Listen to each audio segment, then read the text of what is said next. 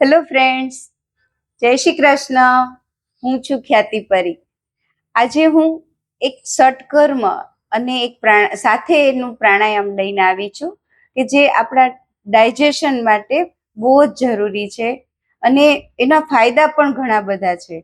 આ ચોમાસાની સિઝનમાં આપણું પાચન થોડું નબળું પડ્યું હોય તો આ પ્રાણાયામ કરવાથી તમને ઘણો બધો ફાયદો થશે. તમને લોકોને ખબર જ હશે કે આપણે કપાલભાતિ કરતા હોય તો એનાથી આપણને ઘણો બધો ફાયદો થાય છે. પણ ઘણા લોકો કપાલભાતિ ન કરી શકે, ઘણાને એનાથી પેચુટી ખસી જાય અથવા તો પેટમાં દુખાવો થતો હોય તો એ કરી ના શકે. તો એના માટેનું જ આજે હું આ સ્પેશિયલ કપાલભાતિ વિથ ભ્રામરી પ્રાણાયામ લઈને આવી છું કે જેનાથી તમારી પાચન શક્તિ તો મજબૂત થાય જ છે, સાથે સાથે તમારા મગજના જ્ઞાનતંતુઓને પણ એ સતેજ કરે છે અને તમારી રોગ પ્રતિકારક શક્તિ વધે છે. જે લોકોને મંદ પાચન થઈ ગયું હોય, ભૂખ ન લાગતી હોય, અરુચિ થતી હોય, પેટમાં ભાર લાગતો હોય તો આ પ્રાણાયામ અને ષટકર્મ સાથે કરવાથી તમને ઘણો બધો ફાયદો થશે. આ કરવાનું મેઇન તમારે ખાસ ખાલી પેટે જ કરવાનું છે. તમે સવારે ખાલી પેટે કરો અથવા તો રાત્રે જમતા પહેલા ખાલી પેટે કરવાનું હોય છે. તો કેવી રીતે કરવાનું છે તે હું તમને સમજાવું. સૌથી પહેલા તો કપાલભાતિ તમને ખબર જ છે કે કેવી રીતે કરવાની હોય છે.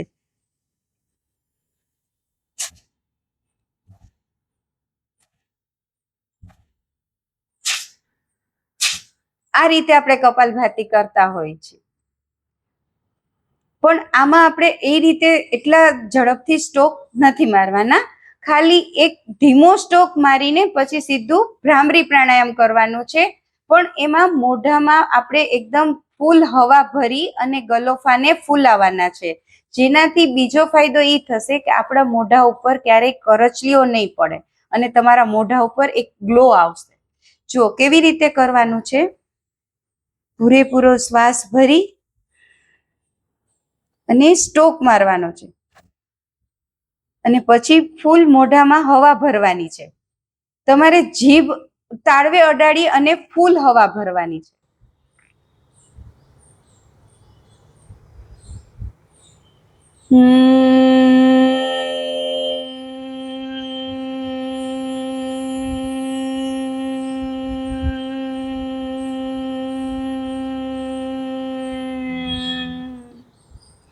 ધીમે સ્ટાર્ટિંગમાં તમારાથી ઓછો અવાજ નીકળશે, પછી ધીમે ધીમે એ તમે લંબાવી શકશો. જેમ જેમ તમારે પ્રેક્ટિસ થતી જશે ને એમ તમારો ઈ ભ્રામરી અવાજ લાંબો થતો જશે.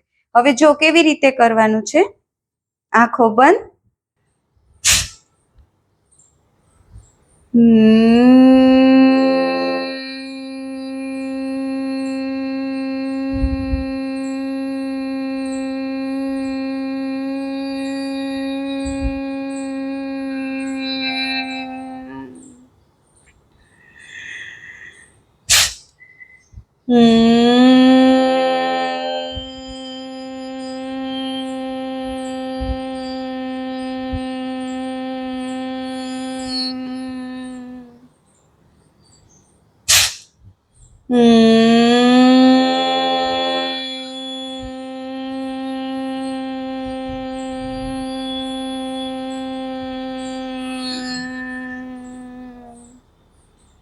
આ રીતે કરવાનું હોય છે.